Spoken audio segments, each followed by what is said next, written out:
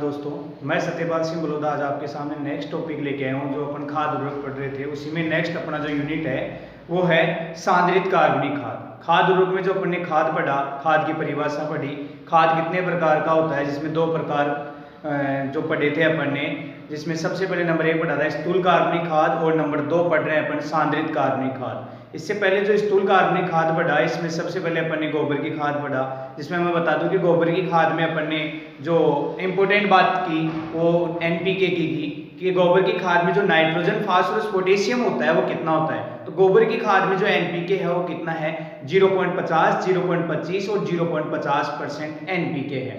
फिर गोबर की खाद बनाने की विधियां पढ़ी अपन ने, जिसमें नंबर 1 पढ़ा था कि भाई संशोधित वर्तमान विधि, दूसरा ट्रेंच विधि, जो सबसे उपयुक्त है वो ट्रेंच विधि है, और जो प्रचलित है वो कौन सी है, संशोधित वर्तमान विधि या गड्ढा विधि, जिसे ढेरी विधि भी बोलते हैं। ठीक है। नेक्स्ट नंबर 2 बात की थी अपन ने जो कंपोस्ट खाद की। तो कंपोस्ट खाद क्या है, जो एरोबिक एंड अनएरोबिक बैक्टीरिया है उसके माध्यम से जो भी पदार्थ या उत्पाद, फार्म उत्पाद तैयार करते हैं उसे ही अपन जो कंपोस्ट खाद कहते हैं। और कंपोस्ट खाद में जो एनपीके की मात्रा पड़ी वो कितनी थी, 1.5, 0.5, 1.5, ये एनपीके की मात्रा पढ़ी है अपन ने। इसके बाद में कंपोस्ट खाद बनाने की विधियां पढ़ी, जिसमें सबसे उपयुक्त विधि है कंपोस्ट खाद बनाने की वो कौन सी है, बेंगलोर विधि। और सबसे जो हानिकारक है या सबसे महंगी विधि है वो कौन सी है, इंदौर विधि। यह बातें अपन ने पढ़ी थी। और जो ऐसी कौन सी विधि है जिसमें अपन गोबर का प्रयोग नहीं करते, वो एडको विधि है, जिसका आविष्कार हर्चिसन व रिचर्ड्स ने किया था। नेक्स्ट बात की थी अपन ने वर्मी कंपोस्ट खाद की। तो वर्मी कंपोस्ट केंचुए द्वारा जो तैयार खाद है उसे वर्मी कंपोस्ट कहते हैं। और वर्मी कंपोस्ट जो खाद है उसमें जो एनपीके की मात्रा पढ़ी थी अपन ने 3, 1 और 1.5, 3%, 1% और 1.5%, ये अपन ने पढ़ी थी।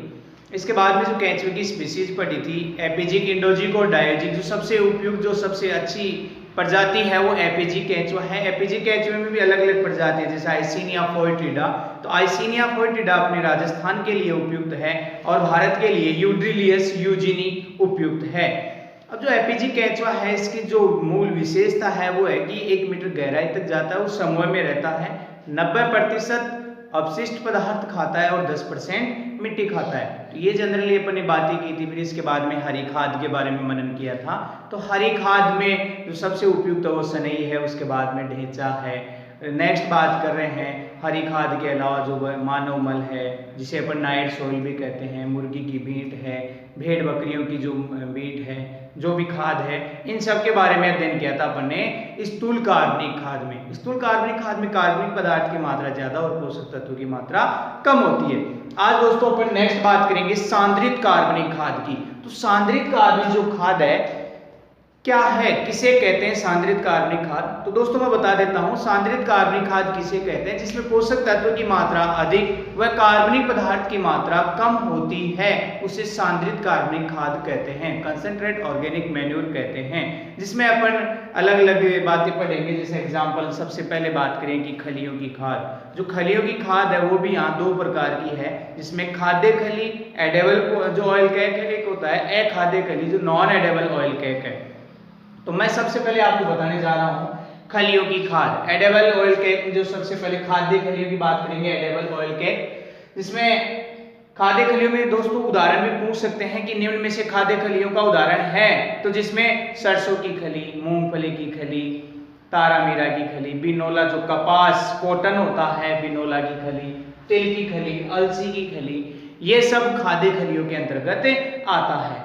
अब यहाँ बात करेंगे कि खलियों में एक तो क्वेश्चन आ जाए कि खलियों में सबसे ज्यादा नाइट्रोजन किस में होता है, तो वो आपके मूंगफली भी डालेंगे, अलसी भी डालेंगे, कुसुम भी डाल देंगे। तो यहाँ सबसे ज्यादा जो नाइट्रोजन की मात्रा होगी वो किस में होगी, कुसुम में होगी। ठीक है। लेकिन दोस्तों बात करें कि भाई खाद्य और अखाद्य खलियों में अलग अलग पूछ लिया जाए कि खाद्य खलियों में सबसे ज्यादा नाइट्रोजन की मात्रा किस में, तो किस में है, मूंगफली में। और अखाद्य खलियों में किस में है, कुसुम में। तो यहाँ सबसे पहले अपन देखो, ये जनरली मैं एक टेबल के तौर पे बता रहा हूँ, ये बहुत ही इंपॉर्टेंट टेबल है दोस्तों। वीडियो को लास्ट तक देखना, अच्छा लगे तो इसे शेयर करना, लाइक करना और सब्सक्राइब करना। ठीक है दोस्तों। तो सबसे पहले यहाँ बात करते हैं सरसों की खली। तो सरसों की खली में जो नाइट्रोजन है 5.1% है। सरसों की खली में जो नाइट्रोजन है वो 5.1% है, फास्फोरस 1.5 और पोटेशियम 1.3% है। नेक्स्ट नंबर 2 बात करेंगे बिनोला की खली, जिसे अपन कपास की खली भी बोलते हैं, कॉटन होता है। इसमें नाइट्रोजन जो होता है 4.0%, फास्फोरस 1.8 और पोटेशियम 1.6% होता है। नेक्स्ट यहाँ दोस्तों तिल की खली की बात करेंगे तो 6.2, फास्फोरस 2.09, पोटेशियम 1.26% होता है। नेक्स्ट दोस्तों बात करेंगे अलसी। अलसी में जो नाइट्रोजन है 5.56% है, जो फास्फोरस 1.4% और पोटेशियम 1.2% है। यहाँ सबसे लास्ट बात करते हैं मूंगफली की खली, जिसमें नाइट्रोजन 7.29% बोले तो यहाँ पे 7.3% भी आ सकता है, 7.3%। फास्फोरस 1.53% और पोटेशियम 1.33%। तो दोस्तों इस टेबल के माध्यम से आप जरा देखिए कि आप लोगों ने नाइट्रोजन, फास्फोरस, पोटेशियम पढ़ा खाद्य खलियों में। इसमें आप लोग देखो कि सबसे ज्यादा नाइट्रोजन किस में है, तो आपको देखो पता चल रहा होगा कि सबसे ज्यादा नाइट्रोजन की मात्रा मूंगफली में है। कितनी है? 7.3%। ओके, तो यहाँ सबसे ज्यादा नाइट्रोजन किस में है? मूंगफली में। अब बात करें कि यहाँ सबसे ज्यादा फास्फोरस किस में है, तो सबसे ज्यादा फास्फोरस है वो किस में है? तिल की खली में। अब बात करें दोस्तों यहाँ पे पोटेशियम की, तो पोटेशियम किस में है? बिनोला में। ठीक है, तो ये सब बातें इंपॉर्टेंट हैं, ध्यान रखना, अच्छे से देखना इसको। ये अभी जो एग्जाम हुआ था उसमें तिल की खली में नाइट्रोजन, फास्फोरस, पोटेशियम पूछा था। एग्रीकल्चर में जो टेक्निकल असिस्टेंट का पेपर हुआ था उसमें पूछा गया था क्वेश्चन। तो अब दोस्तों ये खाद्य खलियों में बात हो गई, मूंगफली, तिल, अलसी, सरसों, बात करें तारामीरा, इन सब के अलावा जो बात करेंगे अब वो खाद्य खलियों के अलावा अखाद्य खलियों की बात करेंगे। तो अखाद्य खलियों में बात करें जैसे करंज, कुसुम, इनकी जो खलियां हैं उसको जो पशु नहीं खाता है वो अखाद्य खलियों के अंतर्गत आएगा। तो अपन अभी पढ़ेंगे जो नेक्स्ट है अपना दूसरा, ये 2 प्रकार है, तो इसमें खाद्य खलियां हो गया। अब देखना नेक्स्ट है अखाद्य खलियां। आप चाहो तो इसका स्क्रीनशॉट भी ले सकते हो इस टेबल का।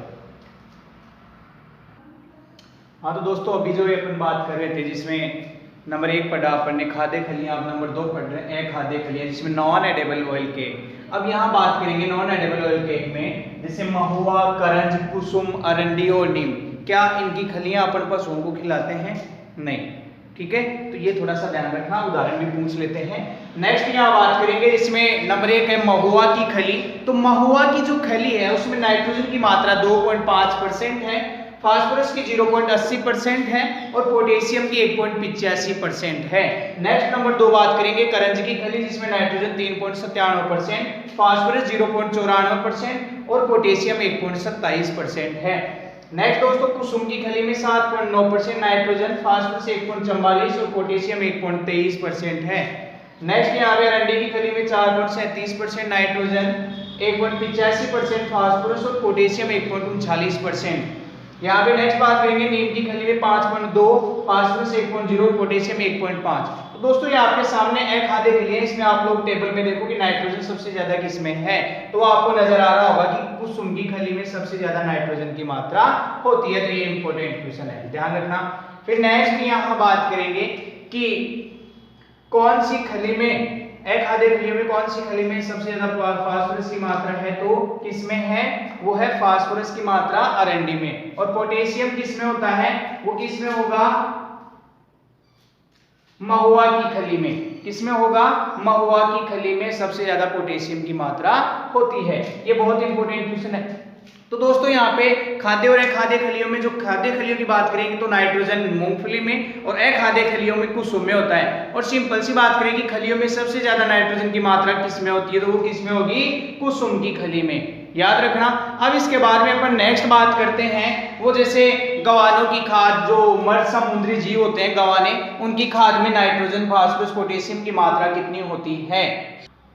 हाँ दोस्तों अभी जो गवानों की खाद की बात कर रहे थे, गवानों की खाद क्या होता है? जो मर्द समुद्री पक्षी होते हैं या उनकी बीट होती है उसको अपन गवानों की खाद बोलते हैं। तो गवानों की खाद में नाइट्रोजन, फास्फोरस, पोटेशियम कितना होता है? गवानों की खाद में नाइट्रोजन 13%, फास्फोरस 11% और पोटेशियम 2 से 3% होता है। नेक्स्ट यहाँ बात करेंगे मछली, जो मछली की खाद है उसमें नाइट्रोजन 5 से 10%, फास्फोरस 3 से 8% और पोटेशियम 0.5 से 1.5% होता है। इसी के साथ अपन रक्त चूर्ण खाद की बात करेंगे, तो जिसमें नाइट्रोजन 10%, फास्फोरस 1.5% और पोटेशियम 0 0.8% होता है। तो दोस्तों ये सारे उदाहरण हो गए सांद्रित कार्बनिक खाद की, जो खलियों की बात हो गई, रक्त चूर्ण खाद हो गई, मछली की खाद हो गई या गवानों की खाद हो गई, ये सब सांद्रित कार्बनिक खाद में आता है, जिसमें पोषक तत्व की मात्रा अधिक होती है और कार्बनिक पदार्थ की मात्रा कार्बनिक पदार्थ की मात्रा कम होती है और पोषक तत्वों की मात्रा अधिक होती है। नेक्स्ट बात करेंगे कि कार्बनिक खादों का महत्व क्या है। तो कार्बनिक खादों का महत्व क्या है? एक तो मृदा संरचना को सुधारता है। कार्बनिक खाद अगर अपन खेत में डालेंगे, मृदा में मिलाएंगे तो उसमें मृदा संरचना सुधरती है, वायु संचार बढ़ता है, जल धारण क्षमता बढ़ती है, कीट व बीमारियों का प्रकोप कम होता है और मृदा में सूक्ष्म जीवों की वृद्धि होती है। और इसी के साथ साथ लास्ट बात रहेगी कि फसलों की गुणवत्ता में वृद्धि होती है, फसलों की गुणवत्ता में सुधार आता है। तो जैसे नंबर 1 बात करें कि भूमि की उर्वरा शक्ति को बढ़ाना, कार्बनिक पदार्थ डालेंगे तो मृदा संरचना में सुधार, मृदा में सूक्ष्म जीवों की वृद्धि, मृदा जल धारण क्षमता का बढ़ना और फसलों की गुणवत्ता में सुधार, और लास्ट बात करेंगे कि मृदा में कीट बीमारियों का प्रकोप कम होना। तो दोस्तों ये सारे उदाहरण हो गए, वो एक तो सांद्रित कार्बनिक खाद और स्थूल कार्बनिक खाद का कंप्लीट है, मतलब खाद का टॉपिक अपना यहाँ कंप्लीट होता है। अब अपन नेक्स्ट इसी टॉपिक के जो रेगुलर में बात करेंगे तो वो पढ़ेंगे अपन उर्वरक। उर्वरक क्या है और उर्वरक में जो नाइट्रोजन उर्वरक होते हैं, फास्फोरस युक्त उर्वरक होते हैं या पोटेशियम युक्त उर्वरक हैं, इनका उदाहरण बहुत ही इंपॉर्टेंट है और ये उर्वरक का टॉपिक बहुत ही इंपॉर्टेंट टॉपिक है। तो दोस्तों अच्छे से पढ़ना और लास्ट तक वीडियो देखते रहना। तो अभी अपन अध्ययन करेंगे उर्वरकों के बारे में।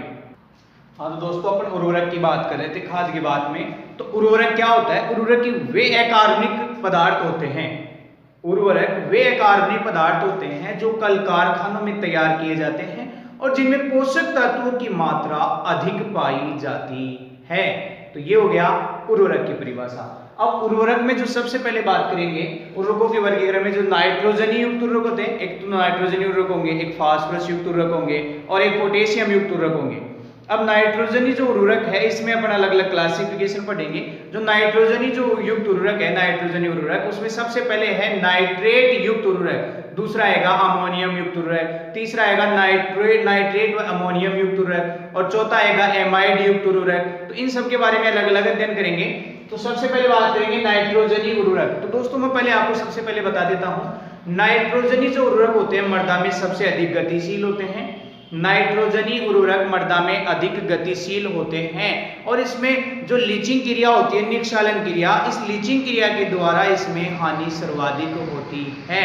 और जो नाइट्रोजनी उर्वरक होते हैं वो क्षारीय प्रकृति के होते हैं। ये भी बहुत इंपॉर्टेंट क्वेश्चन है। नाइट्रोजन युक्त उर्वरक जो नाइट्रोजनी उर्वरक है, नाइट्रेट युक्त उर्वरक, वो क्षारीय प्रकृति के होते हैं। तो देखो यहाँ पे सबसे पहले नाइट्रोजनी उर्वरक। अब भारत में जो नाइट्रोजनी उर्वरकों में सबसे जो उपयुक्त या सबसे ज्यादा प्रचलित है वो यूरिया है। भारत में नाइट्रोजनी उर्वरकों में यूरिया सर्वाधिक प्रचलित है। ये बहुत इंपॉर्टेंट क्वेश्चन है, यूरिया सर्वाधिक प्रचलित है क्योंकि अपन आज तक अपने देखा होगा नाइट्रोजन की पूर्ति के लिए अपन यूरिया का प्रयोग ही सर्वाधिक करते हैं, खड़ी फसल में यूरिया का प्रयोग करते हैं। नेक्स्ट बात करेंगे मृदा में उपलब्ध नाइट्रोजन को निकालने के लिए। ये बहुत इंपॉर्टेंट क्वेश्चन है। मृदा में उपलब्ध नाइट्रोजन को निकालने के लिए 0.25% पोटेशियम नाइट्रेट का प्रयोग करते हैं। ये कंसंट्रेट सॉल्यूशन होता है, 0.25% पोटेशियम नाइट्रेट का प्रयोग करते हैं। दोस्तों नेक्स्ट बात करेंगे नाइट्रोजन उर्वरकों के वर्गीकरण में, जिसमें सबसे पहले बात करते हैं नाइट्रेट युक्त उर्वरक। ये मृदा में अधिक गतिशील होते हैं, जो मैंने अभी बताया, खड़ी फसल में देने के लिए उपयुक्त है, क्षारीय प्रकृति का होता है और लीचिंग क्रिया द्वारा सर्वाधिक हानि होती है। अब नेक्स्ट बात करेंगे नाइट्रेट युक्त उर्वरक में। ये बहुत इंपॉर्टेंट टॉपिक है, क्वेश्चन आ गया कि निम्न में से नाइट्रेट युक्त उर्वरक का उदाहरण है। तो नाइट्रेट युक्त उर्वरक में जो है वो उदाहरण क्या होगा? Sodium nitrate NaNO3। Sodium nitrate nitrate युक्त उर्वरक है। तो सोडियम नाइट्रेट में नाइट्रोजन कितना होता है? 16%। बहुत इंपॉर्टेंट क्वेश्चन है। और जो सोडियम है वो कितना होगा? 27%। अब जो सोडियम नाइट्रेट है वो अम्लीय मृदा को सुधारने के लिए सबसे उपयुक्त उर्वरक है, जो मैंने पहले पढ़ा दिया आपको। सोडियम नाइट्रेट अम्लीय मृदा को सुधारने के लिए सबसे उपयुक्त उर्वरक है। नेक्स्ट बात करेंगे number 2 calcium nitrate. Calcium nitrate में नाइट्रोजन होता है 15.5%, वही 16% आ गया। ठीक है। और जो कैल्शियम होगा 19.5 होगा। और पोटेशियम नाइट्रेट में नाइट्रोजन 13% और पोटेशियम 44%। ये दो उदाहरण इंपॉर्टेंट है, सोडियम नाइट्रेट और कैल्शियम नाइट्रेट। यहाँ दोस्तों नाइट्रेट युक्त उर्वरक पढ़ा, इसमें सोडियम नाइट्रेट और दूसरा कैल्शियम नाइट्रेट पढ़ा। इसमें नाइट्रोजन देखो कॉमन आ रहा है, नाइट्रेट कितना है 16% और यहाँ पे भी कितना आ रहा है 15.5 बोले तो 16%। तो कंफ्यूज वाली बात नहीं है। नाइट्रेट युक्त उर्वरक में जो उदाहरण है सोडियम नाइट्रेट और कैल्शियम नाइट्रेट, याद रखना कि नाइट्रेट युक्त उर्वरक कोई सा भी उदाहरण हो जो दो इंपोर्टेंट है उसमें नाइट्रोजन 16% होगा। नेक्स्ट अपन नंबर 3 जो बात कर रहे थे पोटेशियम नाइट्रेट, इसमें 13% है और पोटेशियम की मात्रा 44% है। अब नेक्स्ट बात करते हैं नाइट्रेट युक्त उर्वरक के बाद में नंबर 2 बात करेंगे अमोनियम युक्त उर्वरक। नंबर 2 बात करेंगे अमोनियम युक्त उर्वरक। हाँ तो दोस्तों देखो अभी यहाँ पे अमोनियम युक्त उर्वरक की बात करें, नाइट्रोजन उर्वरकों में नाइट्रेट युक्त उर्वरक हो गया और दूसरा बात करें अपन अमोनियम युक्त उर्वरक। अब अमोनियम युक्त उर्वरक जल भराव वाले क्षेत्रों के लिए उपयुक्त है, मतलब वाटर लॉक्ड कंडीशन के लिए अमोनियम युक्त उर्वरक इंपोर्टेंट है, उपयुक्त है। और ये अमोनियम युक्त उर्वरक अम्लीय प्रकृति के होते हैं और नाइट्रेट युक्त उर्वरक क्षारीय प्रकृति के होते हैं। ये भी बहुत इंपॉर्टेंट क्वेश्चन है। नेक्स्ट बात करते हैं अमोनियम युक्त उर्वरक में नंबर 1 उदाहरण है ammonium sulphate, number 2 ammonium chloride और नंबर 3 अमोनियम फास्फेट। तो अमोनियम सल्फेट में नाइट्रोजन 20.6% बोले तो 21% है और फास्फोरस है वो 24.5% है। ये अमोनियम सल्फेट धान की फसल के लिए उपयुक्त है, बहुत इंपॉर्टेंट है। अमोनियम सल्फेट धान की फसल के लिए उपयुक्त है। नेक्स्ट बात करेंगे ammonium chloride NH4Cl। Ammonium chloride में नाइट्रोजन 25.5% बोले तो 26% ही है। नेक्स्ट बात करेंगे क्लोरीन, जो क्लोराइड है क्लोरीन वो 66% होता है अमोनियम क्लोराइड में। और लास्ट बात करेंगे अमोनियम फास्फेट NH4H2PO4। तो अमोनियम फास्फेट में नाइट्रोजन 16% और फास्फोरस 20% होता है। तो दोस्तों अभी अपन ने नाइट्रेट युक्त उर्वरक और दूसरा पढ़ा अमोनियम युक्त उर्वरक। तो इन दोनों में जो बात की अपन ने नाइट्रोजन की बात की, तो जैसे सोडियम नाइट्रेट कैल्शियम नाइट्रेट में नाइट्रोजन 16% है, इसी के साथ साथ अमोनियम फास्फेट में भी नाइट्रोजन 16% है और अमोनियम सल्फेट में नाइट्रोजन 20.6 बोले तो 21% है और अमोनियम क्लोराइड में नाइट्रोजन वो 26% है। अब अपन नंबर 3 पढ़ेंगे अमोनियम व नाइट्रेट युक्त उर्वरक। नंबर 3 पढ़ेंगे अमोनियम व नाइट्रेट युक्त उर्वरक। ठीक है, तो अभी अमोनियम व नाइट्रेट युक्त उर्वरक का उदाहरण क्या होगा। अब देखो जो अभी अपन बात कर रहे थे अमोनियम नाइट्रेट की, तो अमोनियम नाइट्रेट का उदाहरण है अमोनियम नाइट्रेट युक्त उर्वरक में ammonium nitrate NH4NO3। Ammonium nitrate में नाइट्रोजन 33% है। अब अमोनियम नाइट्रेट युक्त उर्वरक जिसमें जो अमोनियम नाइट्रेट में नाइट्रोजन 33% है, इस 33% का जो आधा परसेंट है मतलब 50% है वो अमोनिया के रूप में और 50% नाइट्रेट के रूप में होता है। नेक्स्ट यहाँ बात करेंगे अमोनियम नाइट्रेट, बहुत इंपॉर्टेंट टॉपिक है। सर्वाधिक आर्द्रता ग्राही उर्वरक, ये क्वेश्चन बहुत इंपॉर्टेंट है। सर्वाधिक आर्द्रता ग्राही उर्वरक का उदाहरण है मतलब हाईली हाइग्रोस्कोपिक नेचर फर्टिलाइजर, वो कौन सा होगा अमोनियम नाइट्रेट। ये बहुत इंपॉर्टेंट क्वेश्चन है दोस्तों। अगर देखो अत्यधिक आर्द्रता ग्राही उर्वरक का उदाहरण पूछे तो उसमें अमोनियम नाइट्रेट नहीं है, तो उसमें दूसरा उदाहरण होगा यूरिया। कौन सा होगा यूरिया। लेकिन यहाँ बात करें अपन सर्वाधिक आर्द्रता ग्राही उर्वरक तो वो अमोनियम नाइट्रेट है। ये बहुत इंपॉर्टेंट क्वेश्चन है। नेक्स्ट बात करें कैल्शियम अमोनियम नाइट्रेट की। कैल्शियम अमोनियम नाइट्रेट को अपन कैन खाद या किसान खाद भी बोलते हैं।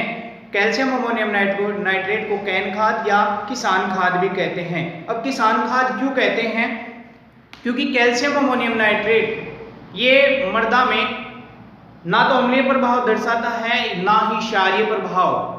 कौन सी प्रकृति का उदाहरण है, ये उदासीन प्रकृति का है। कि निम्न में से उदासीन प्रकृति का उदाहरण है तो वो क्या आएगा कैन खाद, कैल्शियम अमोनियम नाइट्रेट उर्वरक आएगा। और इसे किसान खाद भी कहते हैं क्योंकि ये मृदा में न तो अम्लीय प्रभाव डालता है और ना ही मृदा में क्षारीय प्रभाव डालता है। ये बहुत इंपॉर्टेंट क्वेश्चन है। नेक्स्ट यहाँ बात करेंगे कि कैल्शियम अमोनियम नाइट्रेट में नाइट्रोजन 26% है। दोस्तों अभी इससे पहले अपन ने अमोनियम नाइट्रेट पढ़ा, अमोनियम युक्त जो उर्वरक पढ़ा उसमें अमोनियम क्लोराइड उर्वरक पढ़ा था। अमोनियम क्लोराइड जो उर्वरक है, अमोनियम क्लोराइड में नाइट्रोजन कितना पढ़ा था 26%। और एक यहाँ पे भी अमोनियम जो कैल्शियम अमोनियम नाइट्रेट है इसमें भी कितना पढ़ रहे हैं 26%। अपन जो यहाँ अपने सिलेबस में जितने भी उर्वरकों की बात करेंगे उसमें 2 में ही कितना आएगा 26% आएगा। तो ये बहुत इंपॉर्टेंट है, ध्यान रखना। जो अभी तीसरा अमोनियम सल्फेट नाइट्रेट है इसमें भी 26 आएगा, लेकिन अपने सिलेबस में जो इंपोर्टेंट है वो ये ammonium, calcium ammonium nitrate 26% nitrogen होता है। जो 50-50% है उदासीन प्रकृति का है और इसे किसान खाद भी कहते हैं। और लास्ट बात करेंगे अमोनियम सल्फेट नाइट्रेट में नाइट्रोजन होता है वो 26% होता है और जो इसमें सल्फर की बात करेंगे वो 10%, 5 से 10% के बीच में इसमें सल्फर होता है। अब दोस्तों अपन नेक्स्ट बात करेंगे यहाँ पे इसी के साथ साथ एमाइड युक्त उर्वरक। कौन सा उर्वरक? एमाइड युक्त उर्वरक। तो एमाइड युक्त उर्वरक का उदाहरण क्या होगा? एमाइड युक्त उर्वरक ऑर्गेनिक और इनऑर्गेनिक फॉर्म में होता है। कौन कौन से फॉर्म में होता है? ऑर्गेनिक और इनऑर्गेनिक फॉर्म में होता है। तो सबसे पहले अपन बात करेंगे एमाइड युक्त उर्वरक कौन सी प्रकृति का है। हाँ, तो अभी जो एमाइड युक्त उर्वरक की बात करें थे, एमाइड युक्त उर्वरक में जो नाइट्रोजन होता है वो एमाइड के रूप में होता है। एमाइड युक्त उर्वरकों में नाइट्रोजन होगा वो एमाइड के रूप में होगा। अब एमाइड युक्त उर्वरक का उदाहरण क्या होगा? उसमें जो एमाइड युक्त उर्वरक है इसमें ऑर्गेनिक और इनऑर्गेनिक फॉर्म में होगा। ऑर्गेनिक फॉर्म में जो होगा उसका उदाहरण होगा यूरिया। अब यूरिया का जो रासायनिक सूत्र होता है वो क्या होता है? NH2CONH2, NH2CONH2, CONH2 का होल ट्वाइस या बोले तो। अब जो नाइट्रोजन जो यूरिया है इसमें नाइट्रोजन कितना होता है? 46% होता है। यूरिया में नाइट्रोजन कितना होता है? 46%। और यूरिया का अम्लीयता तुल्यांक होगा वो कितना होगा? 80 से 85% और एक्चुअल बोले तो 84% होता है। इसी के साथ जैसे डीएपी की बात करें तो डीएपी में अम्लीयता तुल्यांक 77% होता है। तो यहाँ देखो इसके बारे में जनरली मैं बताने जा रहा हूँ। यूरिया में नाइट्रोजन होगा 46%, अम्लीयता तुल्यांक 80 से 85। और यूरिया कौन सी प्रकृति का होता है? अम्लीय प्रकृति का होता है। याद रखना ये बहुत इंपॉर्टेंट क्वेश्चन है। अम्लीय प्रकृति का होता है। और यूरिया अभी मैंने कहा कि सर्वाधिक आर्द्रता ग्राही उर्वरक है वो तो क्या था? अमोनियम नाइट्रेट वाला था। लेकिन यहाँ बात करें सर्वाधिक आर्द्रता ग्राही उर्वरक तो वो तो हो गया ऊपर। अब आर्द्रता ग्राही उर्वरक में क्या आएगा? यूरिया। ठीक है, नेक्स्ट इसके साथ साथ बात करते हैं कि जो नेक्स्ट यहाँ पे पर्णीय छिड़काव के लिए, तो पर्णीय छिड़काव के लिए उपयुक्त कौन सा है? यूरिया। क्वेश्चन आ गया कि पर्णीय छिड़काव के लिए उपयुक्त उर्वरक तो वो क्या होगा? यूरिया। इसी के साथ साथ ये भी बहुत इंपॉर्टेंट क्वेश्चन है, याद रखना यूरिया में बायोरेट की मात्रा 1.5 से कम होती है, लेस देन 1.5। यूरिया में बायोरेट की मात्रा कितनी है?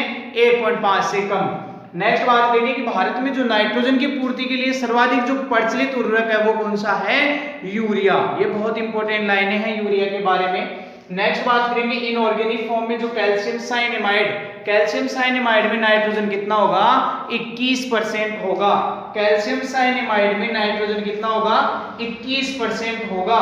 इसी के साथ साथ जैसे अमोनियम युक्त उर्वरक पढ़े थे जिसमें अपन ने पढ़ा था कि अमोनियम, जो पहला उदाहरण पढ़ा था कि अमोनियम सल्फेट में जो नाइट्रोजन होता है वो कितना होगा?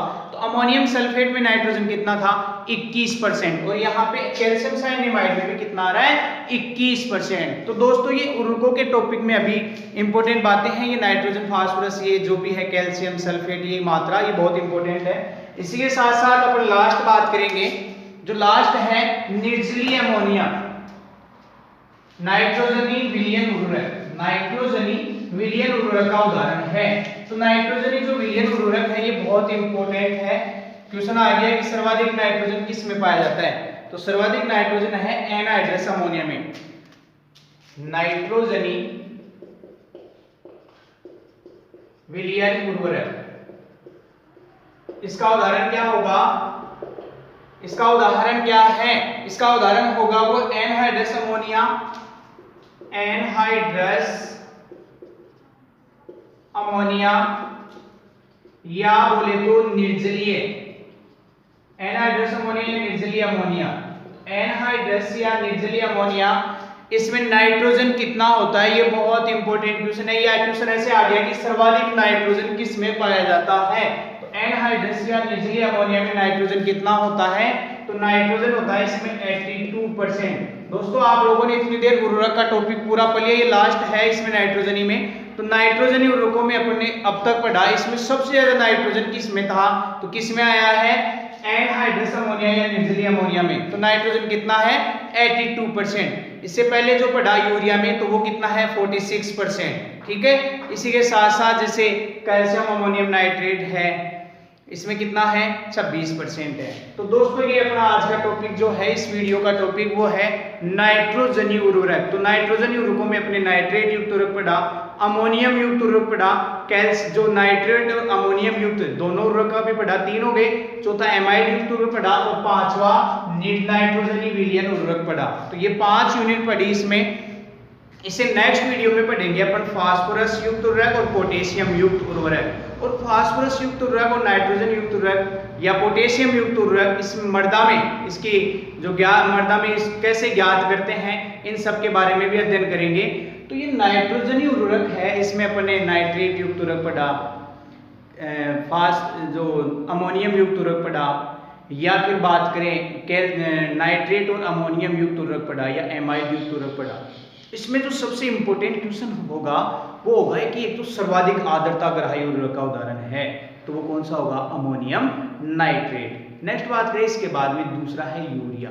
या पूछ लिया जाएगा कि यूरिया में अम्लीयता तुल्यांक कितना होता है, ठीक है। तो ये भी बहुत इंपॉर्टेंट क्वेश्चन है। आपके 12th की बुक में भी अम्लीयता तुल्यांक का पूरा टेबल दे रखा है, जिसमें 5-6 अपने उर्वरक भी दे रखे हैं, जो अभी सुपरवाइजर 2018-19 में जो पेपर हुआ था, इसमें भी क्वेश्चन आया था। तो इन सब के बारे में अध्ययन अपन कर चुके हैं। तो दोस्तों आज के इस वीडियो में अपना जो टॉपिक था वो सांद्रित कार्बनिक खाद का था। इसके साथ साथ उर्वरकों में अपने सबसे पहला जो यूनिट था वो नाइट्रोजनी युक्त उर्वरक का था। अब दोस्तों इसी के साथ साथ जैसे मैंने अभी बताया कि नाइट्रेट युक्त उर्वरक होते हैं वो अम्लीय प्रकृति, नाइट्रेट युक्त उर्वरक क्षारीय प्रकृति के होते हैं, अमोनियम युक्त उर्वरक अम्लीय प्रकृति के होते हैं। तो ये भी बहुत इंपॉर्टेंट क्वेश्चन है दोस्तों। आगे से आगे वीडियो देखते रहना, टाइम टू टाइम आपके पास वीडियो पहुंचते रहेंगे। वीडियो जो अच्छा लगे अपना तो इसको लाइक करना, शेयर करना और सब्सक्राइब करना, और अधिक से अधिक पूरे लास्ट टाइम तक देखा करो दोस्तों इसको, वीडियो को। और अपना जो टाइमली है वो वीडियो आते रहेंगे दोस्तों। मैं आपको छोटी सी बात भी बता देता हूं, जो अपना एग्जाम होगा जेट का वो 2 अगस्त को है, और इसकी जो फॉर्म फिल करने की लास्ट डेट है वो 8 जून की है। तो टाइमली आप अपने घर पे रहिए, सुरक्षित रहिए और साथ में पढ़ाई से भी जुड़े रहिए, ठीक है दोस्तों। Thank you.